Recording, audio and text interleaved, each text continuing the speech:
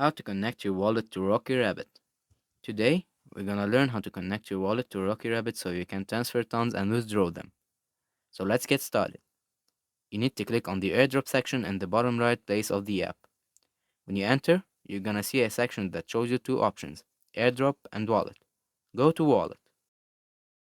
After that, you're gonna find the option to connect your wallet in the bottom section of the page. So you want to go ahead and click it.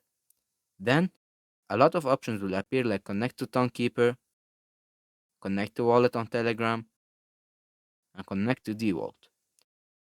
You can choose the one that fits you best, do the verifications, then you're all done. Just like so, you will see that your wallet is now connected in the airdrop section. And that's it for today. Thank you for watching.